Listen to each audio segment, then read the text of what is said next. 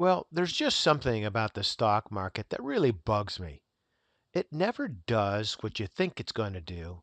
It never does what you want it to do.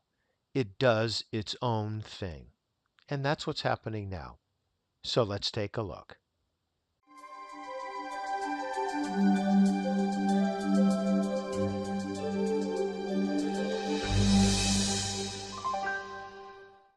We're looking at the 1 year daily on the spiders, the SPY. The close on Friday was 270.47. And what I mean by that, the stock market never does what you want it to do, and the stock market never does what you think it's going to do. And this is a perfect scenario. But first, let me just point out the one red flag that I'm looking at here is this trend line that I've already drawn. And a lot of technicians are looking at this trend line to see if we really break through that trend line here. We did just barely, but whether we break through convincingly is another question. So at this point, way back here, if you remember, we had the bottom of the channel that is around 260.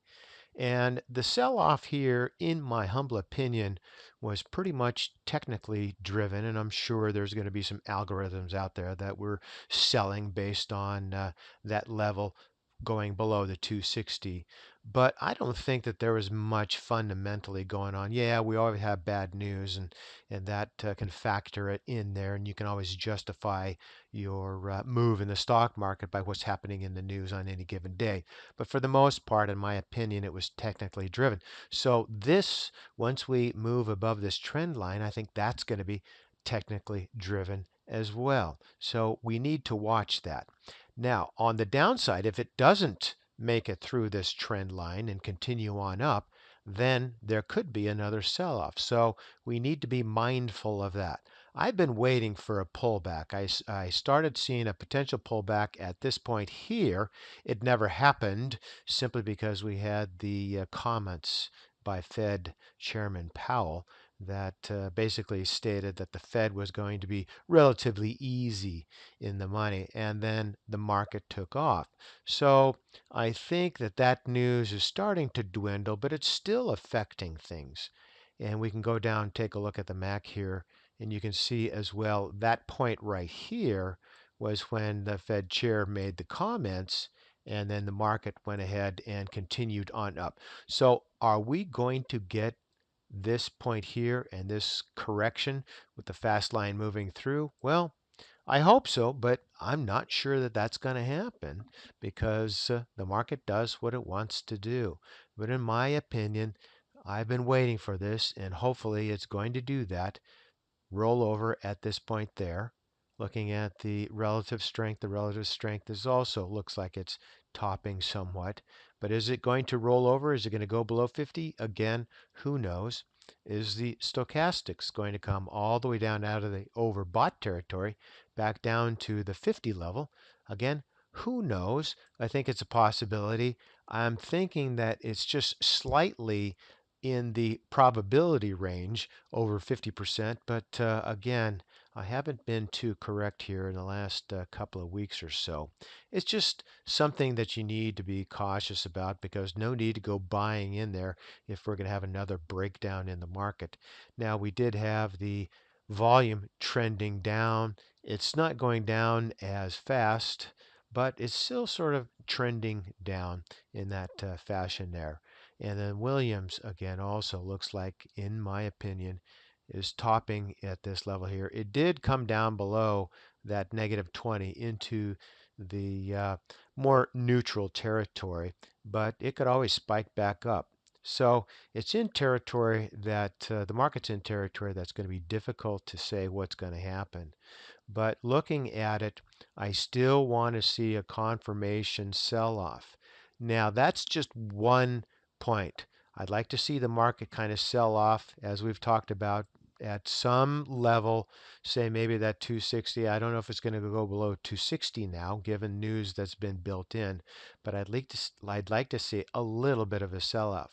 But the other trigger would be is if that the market does move through this trend line convincingly and continues on up. If that's going to happen, then that could also instigate some buying on my part and perhaps on other investors and traders. So then the next level is going to be there at around 280.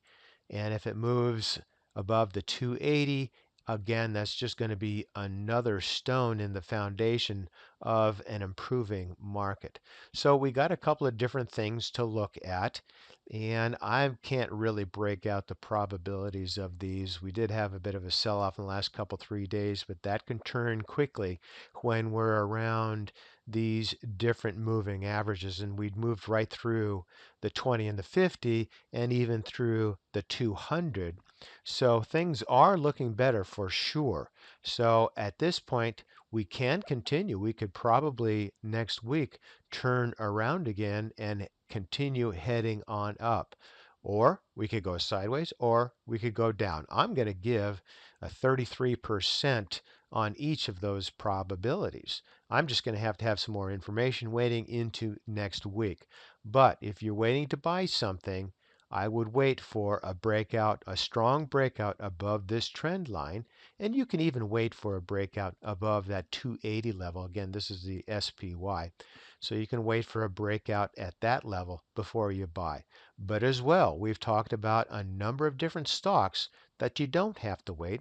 I just did a video not long ago on Cardinal Health. They had great earnings, revenue and earnings. So that's a stock that you could go into relatively soon. You just got to check your own fundamentals to make sure it fits your view of the market. But otherwise, for the SPY, that's the scenario I'm looking at. We have three different possibilities, and I think we have a little bit more of a downside, but I can't say that it really is all that different than the probabilities going sideways or even heading up.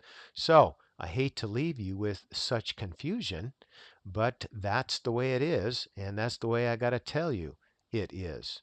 Now, tomorrow, Saturday, I'll have a little bit more with regard to the VIX, and that's going to be another piece to the puzzle. So we'll look at that tomorrow. But for today, that's ChewDog Charts. Thank you.